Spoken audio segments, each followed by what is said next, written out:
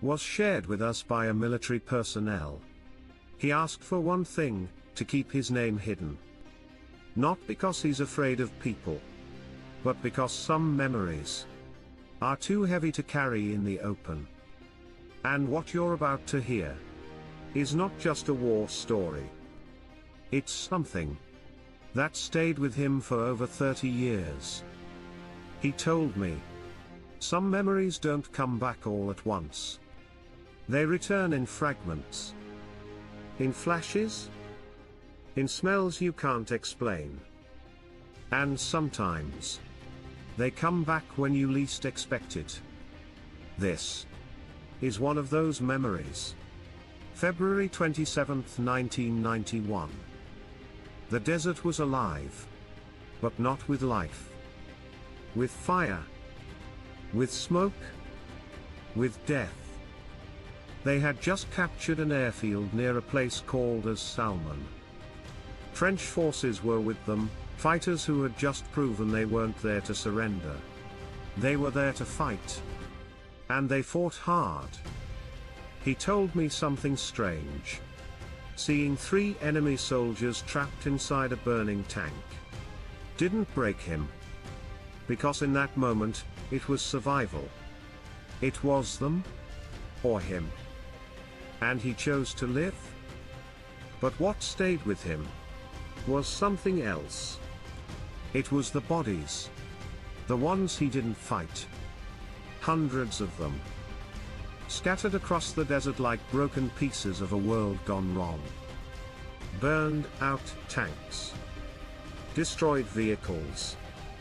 And beside them, silent soldiers. No movement. No sound. Just stillness. He said it felt like looking at a world where compassion had disappeared. Like something powerful was watching it all happen, and didn't care. His job. He wasn't there to fight on the ground. He drove a Vulcan, a machine meant to destroy threats in the sky. But by then, the sky belonged to them. No enemies left up there.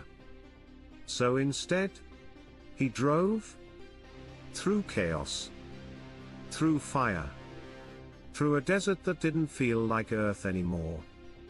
Sometimes, the bodies were on the road, right in front of him.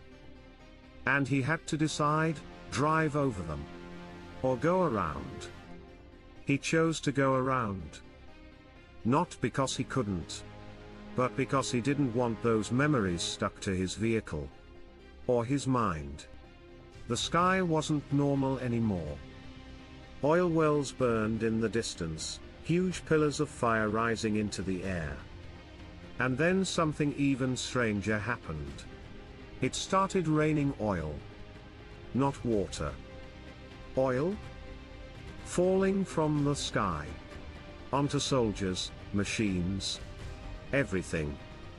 The battle didn't slow down. Airstrikes. Artillery. Tank fire. Entire bases were wiped out. Hundreds. Then thousands of soldiers. Gone. And still, they kept moving forward. Because in war, you don't stop.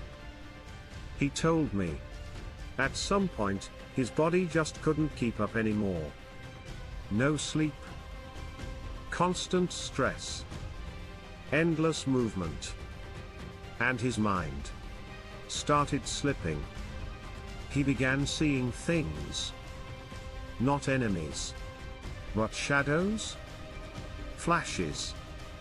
Distorted horizons filled with fire and smoke.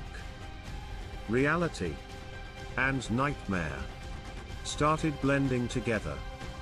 Years later, he realized something. War isn't what people think it is. It's not glory. It's not victory. It's not even about winning. It's about what stays with you long after it's over. He said when he sees wars happening today, it brings everything back. Not the action, But the feeling? The silence? The aftermath? He told me one last thing. If you've never seen war, he hopes you never do. Because even after 35 years, those memories still visit him. Late at night. In silence. In dreams. But he also said, talking about it helps. Even just a little. And maybe that's why he shared this story. Not for attention. Not for recognition. But so that someone, somewhere, understands. If this story made you feel something, hit like. And if you want to hear more real, untold stories like this, subscribe to Battlefield Confession. Because some stories should never be forgotten.